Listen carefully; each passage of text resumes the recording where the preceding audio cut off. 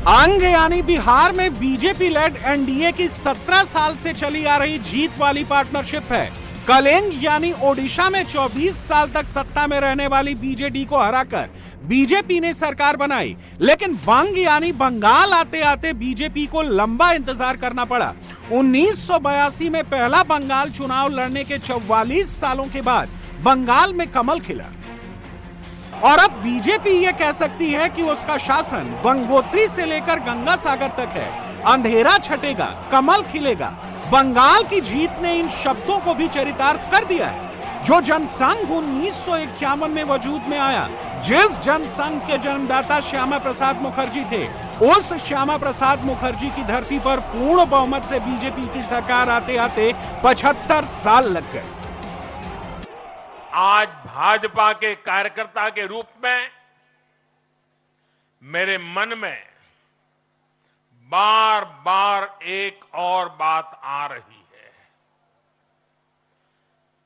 और वो बात यह है कि डॉक्टर श्यामा प्रसाद मुखर्जी की आत्मा को आज कितनी शांति मिली होगी।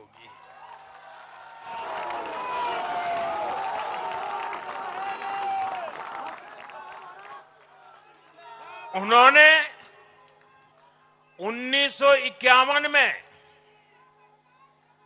जनसंघ की स्थापना करके प्रत्येक कार्यकर्ता को संदेश दिया था कि देश के लिए जीना है और देश के लिए मरना है। पिछले साल 14 नवंबर को जब बिहार चुनाव के नतीजे आए थे, तब मैंने इसी जगह से बीजेपी मुख्यालय से आप सबको कहा था, गंगा जी बिहार से आगे बहते हुए गंगा सागर तक जाती है। और आज बंगाल की जीत के साथ गंगोत्री से लेकर गंगा सागर तक कमल ही कमल खिला हुआ है। उत्तराखंड, उत्तर प्रदेश, बिहार और अब पश्चिम बंगाल आज मां गंगा के इर्द गिर्द बसे इन राज्यों में बीजेपी एनडीए सरकार है।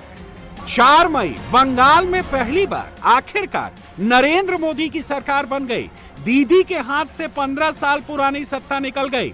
मोदी है तो नामुमकिन भी मुमकिन है। बंगाल के नतीजों ने आज ये बात भी शीशे की तरह साफ कर दी। 4 मई का फाइनल स्कोर कार्ड देख लीजिए। बंगाल में मोदी की सुनामी, बीजेपी की डबल सेंचुरी, 2/3 से ज्यादा सीटों के साथ मोदी की विक्ट्री।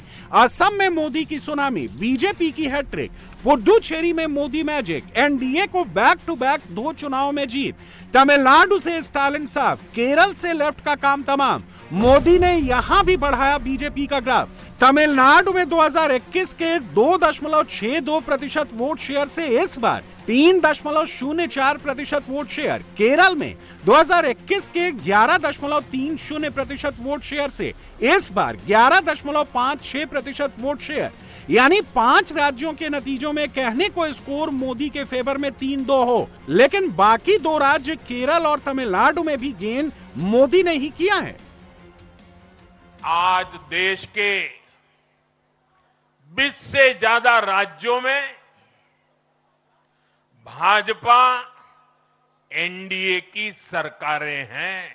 मैंने कुछ दिन पहले कहा भी था कि महिलाओं के आरक्षण का विरोध करने वाले ऐसे दलों को महिलाओं का आक्रोश झेलना पड़ेगा।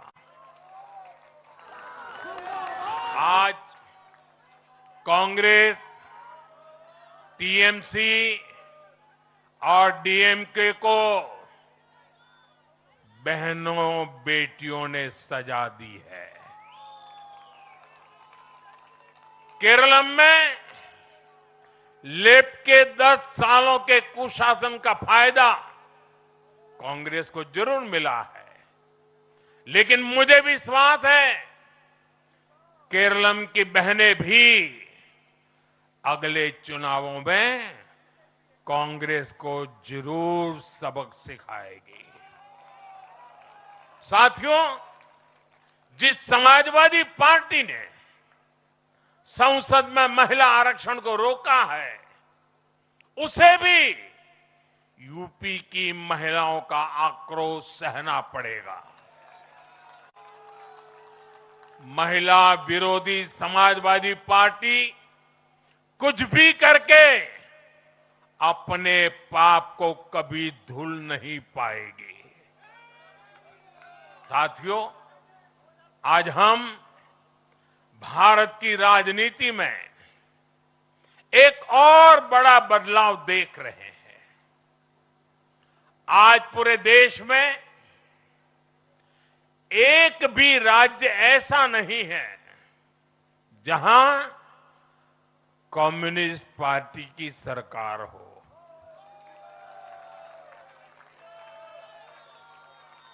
एक भी नहीं है। ये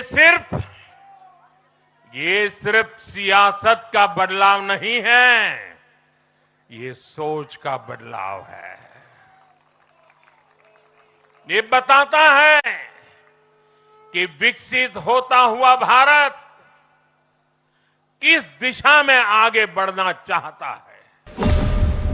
आज की तारीख में हिंदुस्तान के नक्शे पर हर तरफ भगवा ही भगवा है। देश की 78% जनसंख्या पर बीजेपी का राज है।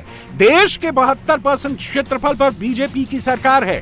उत्तर से लेकर नॉर्थ ईस्ट तक, पूरब से लेकर पश्चिम तक हर जगह बीजेपी का ग्राफ बढ़ा है, विरोधियों का ग्राफ घटा है। बंगाल तो बस इस कहानी का एक नया चैप्टर है और बीजेपी के इस बंगाल वाले चैप्टर के मेन कैरेक्टर नरेंद्र मोदी हैं।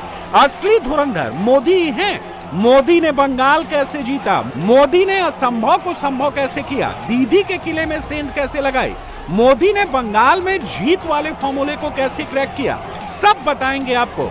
मगर पहले कुछ फैक्ट्स देखिए, इससे आपको समझ में आएगा कि बंगाल में मोदी की जीत हिस्टोरिकल क्यों और कैसे।